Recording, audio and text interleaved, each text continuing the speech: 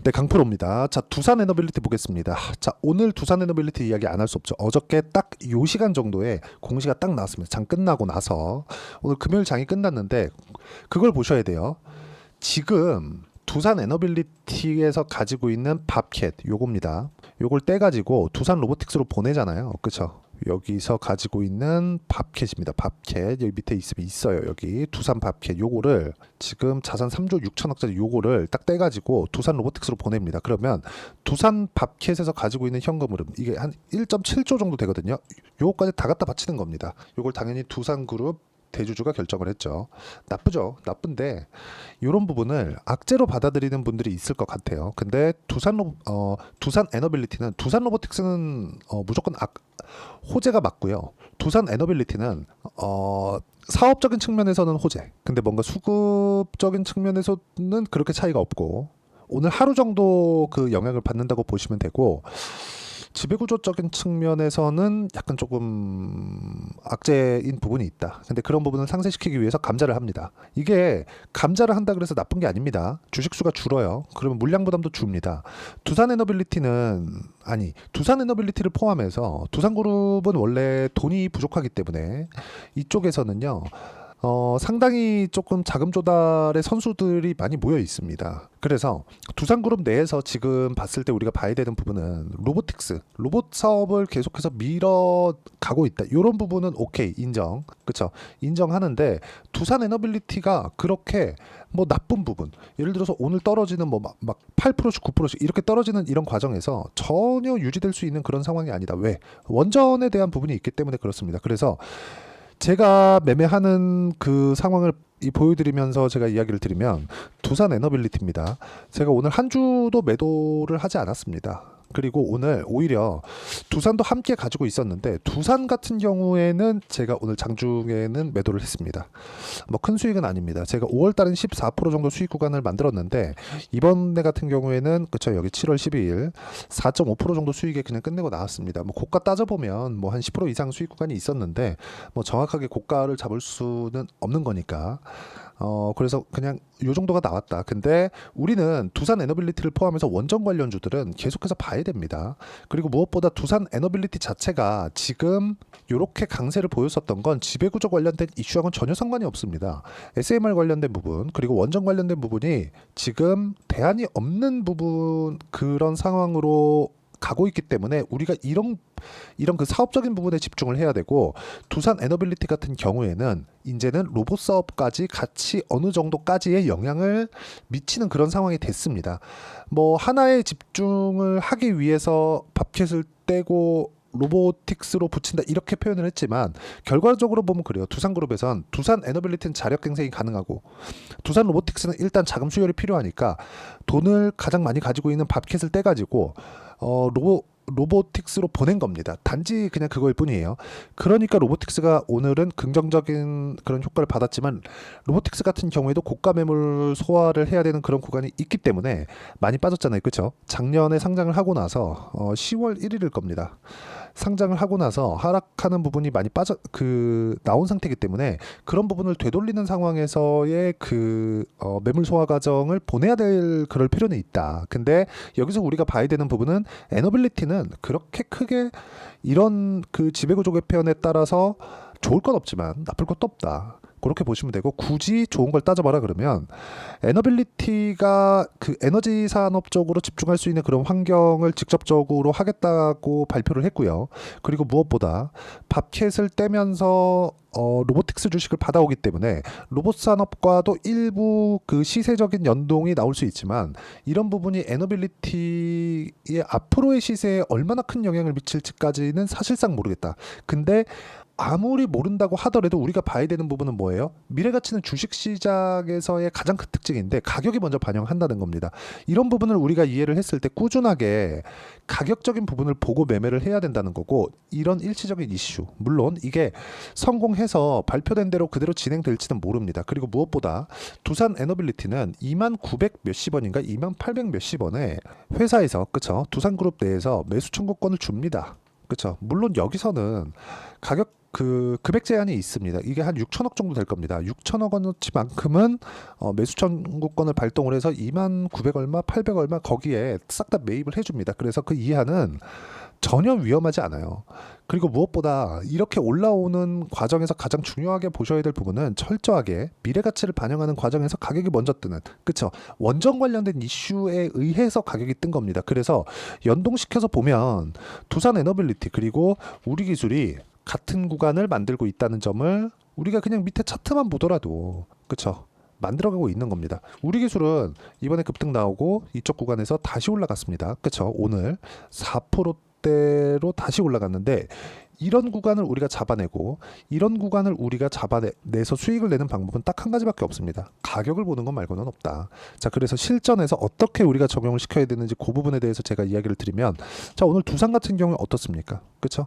14.7% 5월 달에 수익을 낸 그런 부분이 있고, 오늘 같은 경우에는 제가 며칠 전부터 계속해서 두산을 매매를 했지만 어때요? 4.5% 수익. 그렇죠? 이런 식의 상황을 만들어냈다는 점이 중요합니다.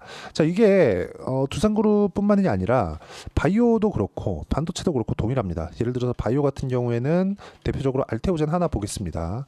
이 내용 보시면 어때요? 매수매도 그렇죠? 올라가는 구간 확인하고 매매를 했을 때 이런 정도 33%, 18%, 14% 이런 정도의 수익이 발생을 하고, 반도체 같은 경우에 보더라도 DI나 그런 종목들 철저하게 매수매도 소통방에서 실제, 그쵸, 거래를 할 수 있게 모두 공유를 하고 있습니다. 자, 내용 보시면 그래요. 여기 태성도 있고 YC도 있는데 딱 태성만 한번 보겠습니다. 태성을 한번 보면 어떻습니까? 제가 6월 초에 정확하게 공략한 내용이 있고 며칠 만에 50% 정도의 수익 구간, 이게 가격적인 부분이라는 거고, 아까 전에 제가 말씀드렸었던 내용처럼 주식시장은 이렇게 가격을 봤을 때 내가 꾸준하게 수익을 낼 수 있는 환경을 만들어갈 수 있기 때문에 내가 봐야 되는 건 가격 외적인 다른 부분이 아닙니다. 그래서 내가 매매하는 과정에서 가격적인 부분 잘 모르겠다, 그렇게 하시는 분들은 가격적인 부분을 와서 배우시고요. 소통방은 무료로 진행하고 있으니까 구독과 좋아요 눌러주시고요. 상단에 있는 전화번호로 구독 또는 소통이라고 문자 보내주시면 여기 소통방 입장 링크를 순차적으로 공유를 해드리겠고요. 두산 에너빌리티 관련해서도 제가 이런 식으로 계속해서 이야기를 드렸죠. 29,000원 매수해라, 그쵸? 22,000원 넘어가면 추가 매수할 거다. 이런 부분을 제가 계속해서 공유를 해드리고 있으니까 반드시 와서 배우시고, 다 무료로 진행하고 있습니다. 자, 그리고 뭐 태성 같은 경우에도 이런 식으로 50% 수익이 발생했지만 원전 관련된 다른 종목군들을 보더라도, 자, 우리 기술 보면 어떻습니까? 23%, 8% 이렇게 수익을 발생시키죠. 다 뭐예요? 고가 돌파 구간. 고가 돌파 구간에 대한 이해는 사실상 100번 강조해도 부족하지 않습니다. 왜? 주식시장은 미래 가치를 반영하니까. 그래서 고가 돌파 구간에 우리가 어떤 매매 전략을 사용해야 되고 가격에 대한 그 원리 자체가 어떻게 형성되어 있는지 그 부분에 대해서 제가 여기 두산 에너빌리티의 단기 보유 전략으로 내용 준비를 해놨고요.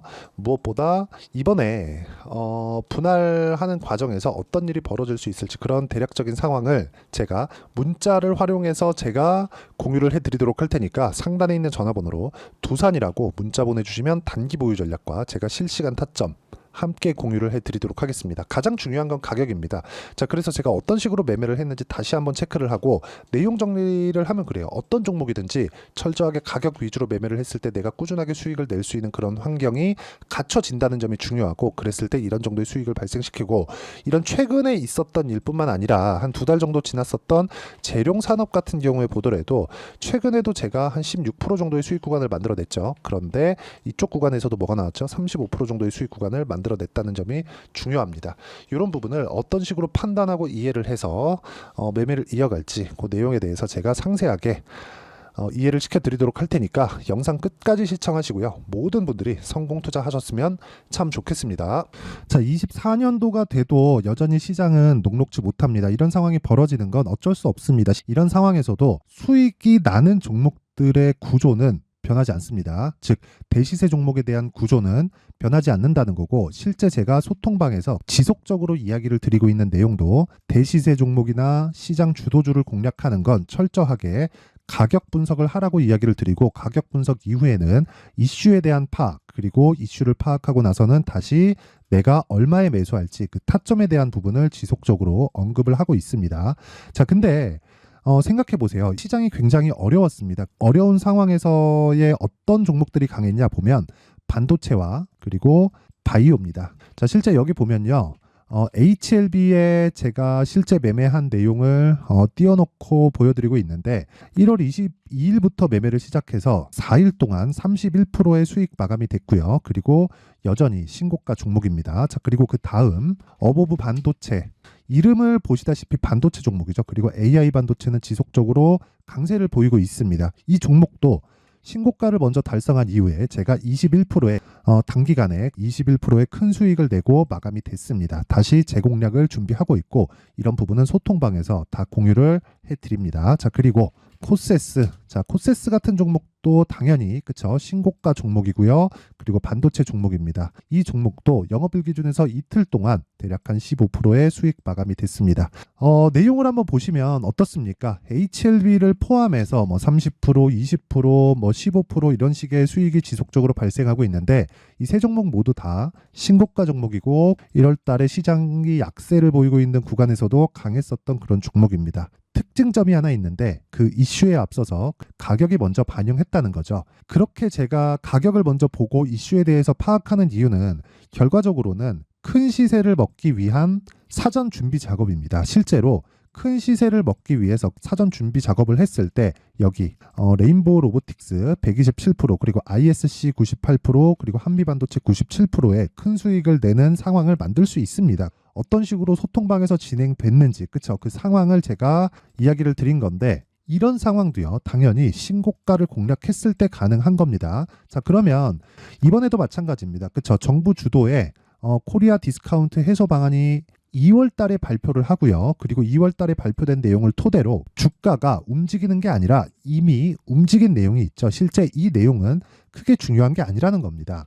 실제 움직인 내용을 보면 자, 기아차입니다. 실제로 12월 달에 신고가를 만들어 놓고 정부에서 입김을 불어 넣으니까 순식간에 기아차를 포함해서 현대차 같은 거대 기업들의 주가가 2주도 채 되지 않아서 40% 정도의 큰 시세를 냅니다. 자, 그러면 우리는 어떤 종목을 봐야 될까요? 이슈를 파악해야 되는 것도 맞지만 철저하게 가격에 맞춰서 매매를 해야 되는 게 당연히 중요합니다. 정부가 주도하는 정책 방향이 있겠죠. 그 방향에 맞춰서 우리가 종목을 찾을 필요가 있다.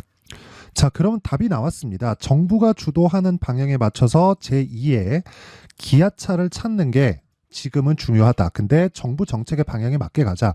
그랬을 때 앞서서 제가 보여드렸었던 내용인 여기 레인보우 로보틱스 127% 그리고 ISC 98% 그리고 한미반도체 97%와 같은 수익을 낼 수 있습니다. 물론 시간에 대한 부분은 최소 2주의 시간이 필요하고요. 그리고 최장 3개월 안에 끝내야 됩니다.